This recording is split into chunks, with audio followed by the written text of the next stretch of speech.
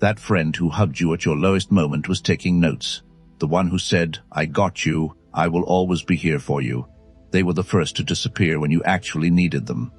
And the one who celebrated your wins the loudest in public?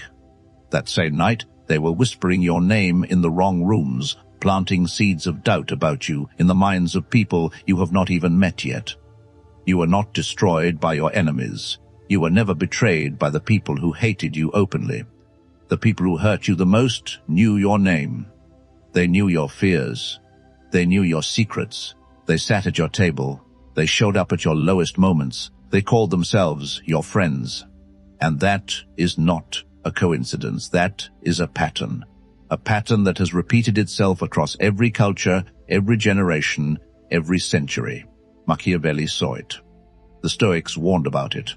And right now it is happening in your life, whether you want to admit it or not. Today I'm going to show you 7 brutal, cold, uncomfortable truths about the people you trust the most. Not to make you paranoid, not to make you cold, but to make you clear. Because in a world that rewards naivety with suffering, clarity is the only real protection you have. Stay with me. Because what comes next might be the most honest thing anyone has ever said to you. Every single time you share good news with the people around you, something interesting happens inside their minds. They smile. They say congratulations. But underneath that smile, a calculation is running. They are measuring you. They are comparing where you are to where they are. They are deciding silently whether your success makes them feel inspired or whether it makes them feel threatened. Machiavelli wrote that men will always act in their own interest first. Every time, without exception. Not because they are evil, but because that is how human beings are built. Self-interest is not a flaw. It is a feature. And until you understand that about the people around you, you will keep being blindsided by behavior that should not surprise you at all. Think about the last real win you had. A new job, a new income level, a body transformation, a relationship upgrade, a business that started gaining traction. What happened when you shared it with your closest people? Some of them smiled and changed the subject fast. Some immediately brought up their own story to balance out your moment. Some added a quiet doubt disguised as care. Things like, "Just make sure it lasts," or "Are you sure you are ready for that level of pressure?" Or they went completely quiet, and that silence said everything you needed to hear. That is not support. That is ego management. They are protecting themselves from the discomfort of watching you move forward while they stay still. And the brutal truth is that most people will support you only up to the level where you do not make them feel small. The moment you cross that invisible line, the support evaporates. And in its place comes something much colder. Jealousy wearing the face of concern. Real support does not need an audience. Real support is the friend who tells you the hard truth when you need to hear it, not the comfortable lie when you need a boost.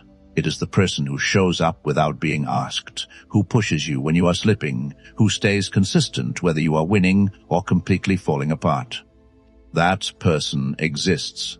But they are rare, and most of the people you currently call friends are not that person. They are spectators, watching your story unfold, quietly hoping for a stumble that makes their own standing position feel safer. Start watching people not in their best moments, but in their most honest ones. Watch what they do when the room is empty and there is nothing to gain from showing up for you. Actions do not lie. People do. Every time you open up to someone you trust, you believe you are building a bond. You think that vulnerability creates closeness, that honesty deepens connection. And in the right relationship with the right person, that is completely true. But here is what nobody warns you about. Most people are not the right person. And most of the time, when you pour yourself out to someone, what you are really doing is handing them a weapon they do not even fully realize they are holding. They ask how you are doing, and you tell them everything. The relationship falling apart, the money stress, the anxiety that keeps you awake at 3 a.m, the fear that you are not good enough, and you never will be. And they listen, they nod, they say they understand, they share something back so you feel safe. But here is what is really happening underneath that conversation. They are filing it. They are building a profile on you. A mental record of everything that makes you fragile, everything that makes you insecure, everything that can be used to destabilize you if this relationship ever turns. Marcus Aurelius understood this. He kept his most private thoughts locked in journals that were never meant for public eyes, because he understood something that most men refuse to accept. The moment you outsource your emotional weight to someone else, you give them leverage over you. Full stop. Think about the last real argument you had with someone you once called close. What did they use against you? Exactly what you told them in your most vulnerable, most honest moment. They took the thing you confessed in trust and turned it into ammunition the second it served them. That is not rare. That is not an exception. That is what people do. You told them you feel insecure about where you are in life. They used it months later to make you feel small when you started rising.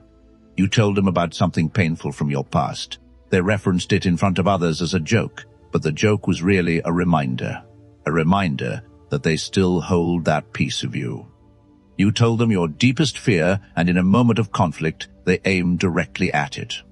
This is not cruelty in the obvious sense. This is just humans being humans, protecting themselves, reaching for whatever hurts you fastest when they feel cornered. A real friendship does not require your trauma to feel close. A real connection does not need access to your wounds to feel meaningful. If someone only gets emotionally close to you when you are at your lowest, if their curiosity spikes when you are falling apart, they are not investing in you. They are collecting on you. And there is a massive difference between the two. From today, guard what you share and who you share it with. Not every person in your life has earned the right to your most private truth. Vulnerability is not weakness, but misplaced vulnerability always is. You worked in silence for a long time. You stayed consistent when nobody was watching. You paid prices nobody acknowledged and made sacrifices nobody saw. And then, one day, slowly, it started paying off. Your life shifted. Your income shifted. Your standards shifted. Your confidence shifted. The version of you that existed 2 years ago is barely recognizable in the mirror, and the people who were there before the shift? Some went quiet. Some became argumentative. Some started finding problems with everything you do. Some just slowly faded out without a single conversation or explanation. And you sat with that and wondered what you did wrong. You did nothing wrong. You simply outgrew them. And that is the most threatening thing one human being can do to another. Not because growth is aggressive, but because your growth is a mirror, and people who have not done the work cannot stand to look at their own reflection inside your progress. You represent what is possible. And for someone who chose comfort over growth, who chose excuses over effort, who told themselves the timing was never right, your success is not inspiring. It is indicting. It invalidates every reason they gave themselves for staying still. And rather than being moved to action, most people choose resentment, because resentment is easier than accountability. So they say you changed, but what they mean is they stayed the same. They remind you of who you used to be, trying to anchor you back in a version of yourself that no longer exists. They bring up your old failures to soften the weight of your new wins. They talk about your past to keep you small enough to stand next to. Machiavelli observed this in every court he ever studied. The moment a man rose too far, too fast, those closest to him would begin quietly working against him. Not with swords, not with open confrontation, with slow, invisible, deniable erosion. A whisper here, a planted doubt there. A subtle undermining of your credibility in the rooms you are not in. The rule is simple. Do not shrink yourself to make others comfortable with your growth. The people who cannot celebrate your rise without jealousy, without conditions, without quietly trying to pull you back down, they were never really your people. They were your comfort companions. They loved the version of you that did not challenge them. And the moment you evolved past their comfort zone, that love became conditional.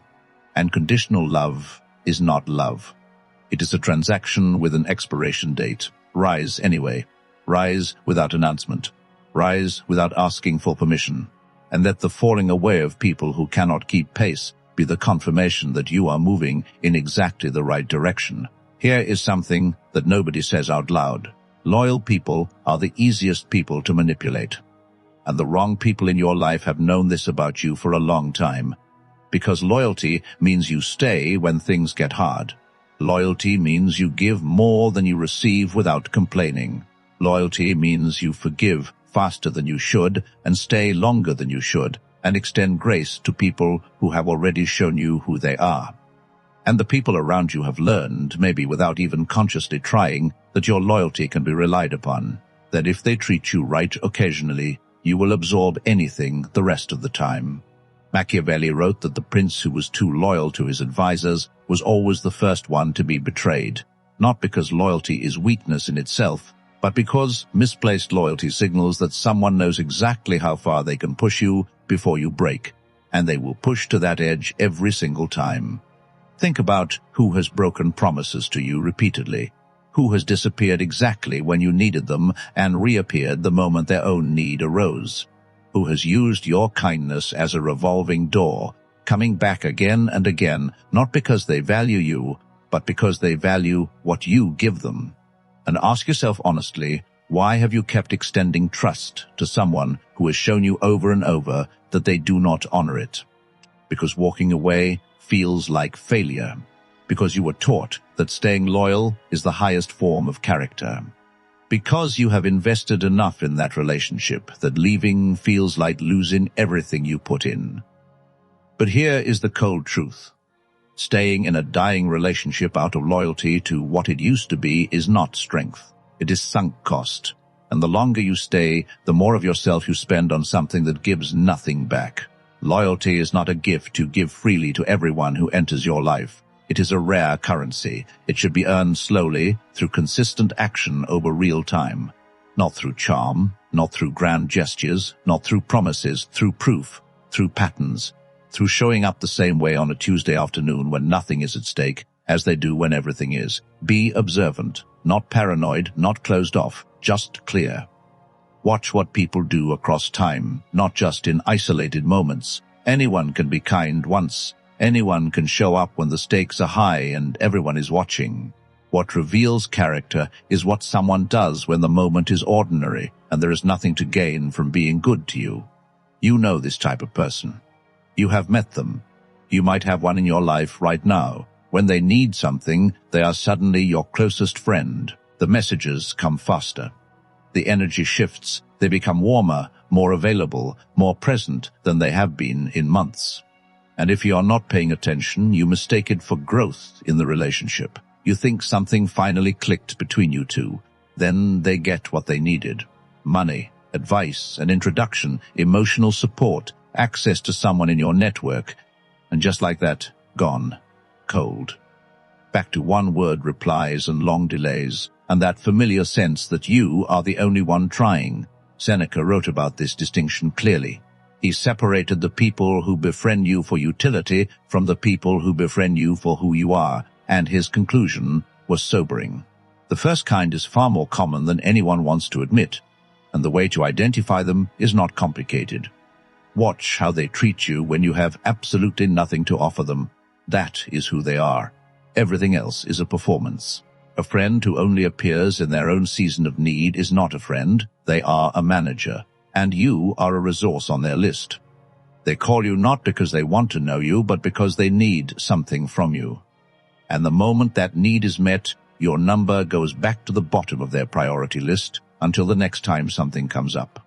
You can be kind to these people. You can even be generous, but do it with full awareness of what you are doing. Do not confuse giving with connecting.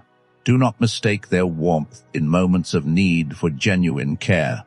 Because the moment you start expecting reciprocity from someone who only knows how to receive, you set yourself up for a disappointment that will feel very personal, even though it has nothing to do with your worth. Stop waiting for people to become who you need them to be. People show you who they are slowly and then all at once. And when those two pictures align, your job is to believe the evidence in front of you, not the hope inside you. Think about the most private thing you have ever told someone close to you, the thing that still sits uncomfortably when you remember sharing it, the moment where you were completely open, completely exposed, completely trusting. Now ask yourself honestly, where does that information live today? Is it sealed in trust? Or has it traveled further than you will ever be able to trace? Because here is the truth about human beings that nobody likes to say directly. We talk. We always talk, especially about things that are interesting. And your pain, your mistakes, your private truths, your most vulnerable moments, those are the most interesting things in any room they enter. More interesting than any story on a screen, more compelling than anything in a news feed, because they are real. And real vulnerability is magnetic to people who have never learned to handle it with care. When you give someone your story, you give them power, not just emotional power over you, social power. The power to shape how other people see you before you ever walk into the room. The power to define your reputation in conversations you are not part of. The power to reduce everything you have built into a single sentence pulled from your worst moment. Machiavelli warned princes specifically about this. The ruler who allowed his closest advisors to know too much about his internal world was always the most exposed. Because the people who know your secrets are the people who can end you without raising a hand against you. They do not need a weapon. They already have one. You gave it to them yourself in a moment of trust. You confided in a friend about a period of your life when you were struggling financially. Years later, when you are building something real, that same person tells others you think you are better than everyone now. They use the memory of your weakness to discredit your current strength. They are not doing it out of malice necessarily. They are doing it because people use what they have. And what they have is your story. Every secret you share is a key. And every key you hand out is a door into you that you can never fully close again. This does not mean you share nothing with anyone. It means you understand that trust is not a feeling. It is a status that has to be earned through years of consistent behavior. And most people in your life have not put in those years. They have put in good days, good weeks maybe. But trust at the level of your most private truth requires something much deeper than that. Become someone who listens more than they speak. Someone who is warm and engaged and genuinely present, but never fully exposed. Let people feel connected to you without feeling like they have access to everything inside you.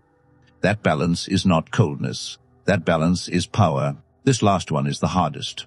Because everything I have said in this video, the measuring, the information collecting, the conditional love, the transactional behavior, the quiet sabotage, you already knew it on some level. You have felt it.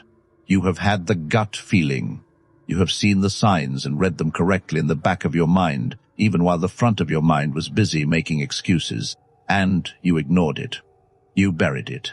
Because the alternative was painful. Because walking away from someone you love, even someone who is slowly making you smaller, feels like losing. Because admitting you were wrong about someone you trusted deeply feels like an indictment of your own judgment. And so you stayed. You gave more. You tried harder. You told yourself things like maybe they are going through something, maybe I am reading too much into it, maybe if I just show up better, they will show up better too. And the most devastating thing happened. Not what they did to you in the end. What you did to yourself every single day. You chose to override your own instincts to protect a connection that was already gone. Marcus Aurelius wrote something that becomes heavier every time you sit with it. He said, the first rule is to keep an untroubled spirit. The second is to look things in the face and know them for what they are, not for what you hope they are, not for what they used to be, not for what you believe they could become with enough patience and enough grace, what they are right now based on their consistent actions over real time. You already know which relationship in your life is costing you more than it gives. You already know who in your circle does not truly want what is best for you. You already know whose energy leaves you drained every single time you walk away from them. You already know. The question stopped being, who is betraying me a long time ago? The question is, why am I continuing to let it happen? And the answer, if you are honest, is always fear. Fear of being alone. Fear of starting over. Fear of being wrong about someone you spent real time and real energy on. Fear that the discomfort of walking away is worse than the slow damage of staying. But staying in a relationship out of fear of being alone is the loneliest feeling that exists. Because you are surrounded by people and still completely unseen.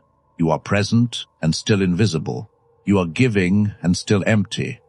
That is not connection. That is containment. The moment you see a betrayal clearly and choose to ignore it, you become a participant in your own destruction, not a victim, a participant. And that distinction matters because it means you have the power to stop it, right now, today, by deciding that what you see is real and that what you deserve is better. Machiavelli built his entire philosophy on one principle above all others: never let emotion override evidence. Evidence is what someone does consistently over time. Emotion is what you wish they would do. When those two things conflict, evidence wins. Every single time. Because evidence is the truth, and emotion is the story you are telling yourself to avoid it. Most people will never apply what they just heard. Not because they do not believe it, but because belief without action is just discomfort with no destination. They will finish this video, feel something real for a few minutes, and then go right back to the same patterns with the same people expecting different results. But you are not most people. You watch this far because something in you is ready to be honest with yourself in a way you have not been before. So here is what I want you to do. Tonight, when this video ends, sit with one question. Who in my life has consistently shown me through their actions, not their words, that they do not truly want the best for me? Just one person, just one honest answer. And then ask yourself what you are going to do about it, not to punish them, not to confront them with a speech. Just to quietly, calmly begin protecting what you are building from the people who would not celebrate seeing it finished. You do not need 100 friends. You need 2 or 3 people who are consistent, who tell you the truth even when it costs them something, who show up without being asked, and who celebrate your wins as loudly as they stay with you in your losses. That is a real circle. Everything else is noise around you, an audience watching your life without having any real stake in it. And you were never built to perform for an audience. You were built to create something real, something that lasts, something that stands. So build it, protect it, and protect yourself while you do. If this video hits something real inside you, share it with someone who needs to see it. Not everyone will be ready to hear it, but the right person will. And that one person seeing this clearly might be the most important thing you do today. Because this kind of clarity does not come from comfort. It comes from being willing to look at your life honestly and make decisions based on what is real, not what is comfortable. Most people never do that. Most people spend their entire lives surrounded by the wrong people, wondering why they feel so alone. Do not be most people. You are better than the patterns that have been holding you back. You have already proven that by watching this all the way through. And if this is the first video you have seen on this channel, subscribe, because everything we put out here is built on one single idea, not comfort, clarity.